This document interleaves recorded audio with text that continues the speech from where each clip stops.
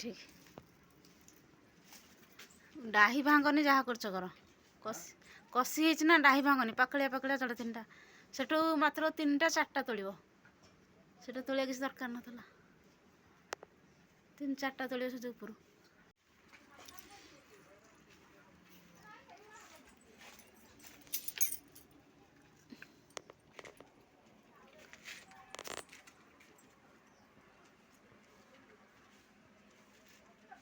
आंकुड़ी आनी ना हाँ ना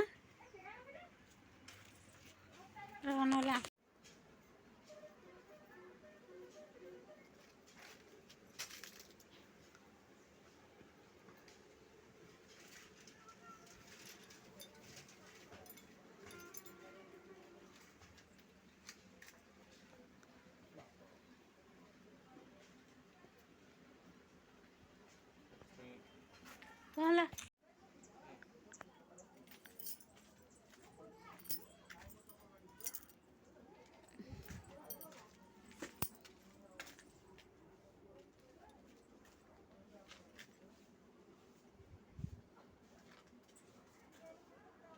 हाँ मोड़ दे सीटी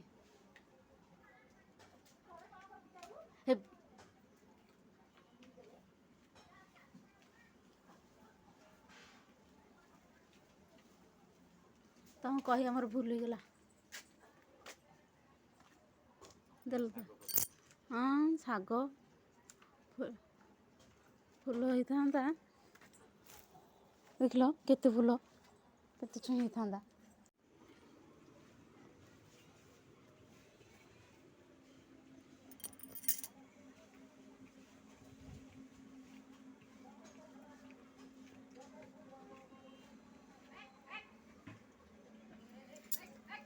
देवना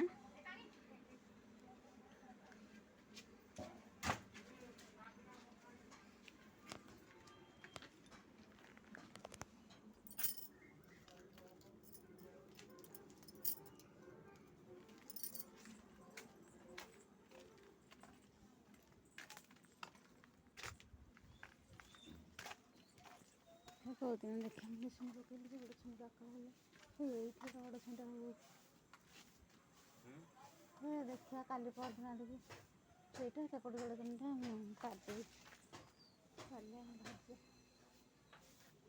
ଏପଟେ ଗୁଡ଼ା ଅଛି କାଲି ସେ ଗଛକୁ ବାଗେଇଦେବି ସବୁ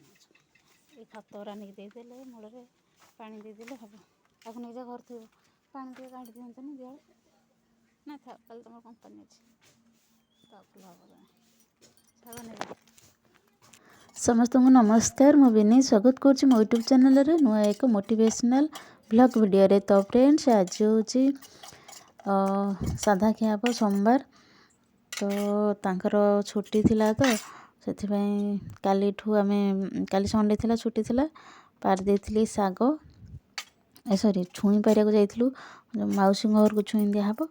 आउ से डाही गोटे छुई पार्ब छोट डाहीटे भांगीगला तो ताको नहीं आसती साग मुग टे आज हम मेन कथा है आज टॉपिक कला जादू आम समस्ते जाचे जमती आम शरीर आत्मा अच्छी सेमती भगवान अच्छा प्रेतात्मा अच्छा एक्चुअली जदि जड़े गोटे मनीष को डायरेक्ट किसी तार क्षति न कर पार्छ डायरेक्ट ता संगे लगी पारनी से मैंने इनडायरेक्टली कौन सी खराब शक्तिर आश्रय नहीं था राग सुझेवाई कि तांको हैरान करने कि तांको हिंसा करिकी जलिकी तांको खुशी को नष्ट करने चेष्टा करते किसी खल प्रकृतिर लोक तो सेटा हूँ आपण मैंने केमती जानवे आपण कला जादू हो कारण मु निजे अंगे निभिचे तो मो से फर्स्ट होता मुझे किसी जापर नी प्रथम तापर धीरे धीरे सब से जिन विषय जाना सब जिन जानूँ धीरे धीरे ना जिनटा प्रभाव पड़ूँ बोली कारण बेले बेले जिते से प्रभावटा पड़े ताले आम नॉर्मल रु अनॉर्मल रहिले ही जाऊ माने आमर मनटा विचलित हो जाए आम काम रे से प्रकार चली चलनी हाव भाव आमर कि आम आखपाखर मनीषंकर तो से जिनस ପ୍ରଭାବ ଦେଖିବାକୁ ମିଳେ। ଯେମିତିକି ଗୋଟେ ଦୁଇଟା ମୁଁ ଏକ୍ଜାମ୍ପଲ୍ ଆପଣଙ୍କୁ ଦେଉଛି। ଆପଣ ଦେଖିବେ ଆପଣଙ୍କ ପାଖରେ କେହି ନଥିବେ କିନ୍ତୁ ଆପଣଙ୍କୁ ଲାଗିବ ଆପଣଙ୍କ ପାଖରେ କେହି ଜଣ ଅଛି, କ'ଣଟା ଥୁଆ ହେଇଛି ସେଠି। କିଛି ନଥିବ କିନ୍ତୁ ଆପଣଙ୍କୁ ଲାଗିବ ସେଇଠି କ'ଣଟା ଥୁଆ ହେଇଛି। ଆଉ ଗୋଟେ ମେନ୍ କଥା ହେଉଛି କି ଯେତେବେଳେ ଆପଣ ଠାକୁରଙ୍କୁ ପୂଜା କରିବେ ଦେଖିବେ ଆପଣ ଦୀପ କି ଧୂପ ଯଦି କରିଥିବେ ସେଇଟା ଅଧାରୁ ଲିଭିଯିବ, ସମ୍ପୂର୍ଣ୍ଣ ହେବନି। କାରଣ ସେଠି କଳା ଯାଦୁର କିଛି ପ୍ରଭାବ ଥାଏ ନା, ତାହେଲେ ସେଇଟା ଅଧାରୁ ଲିଭିଯାଏ। ତ ଇଏ ହେଉଛି କଥା। ଆଉ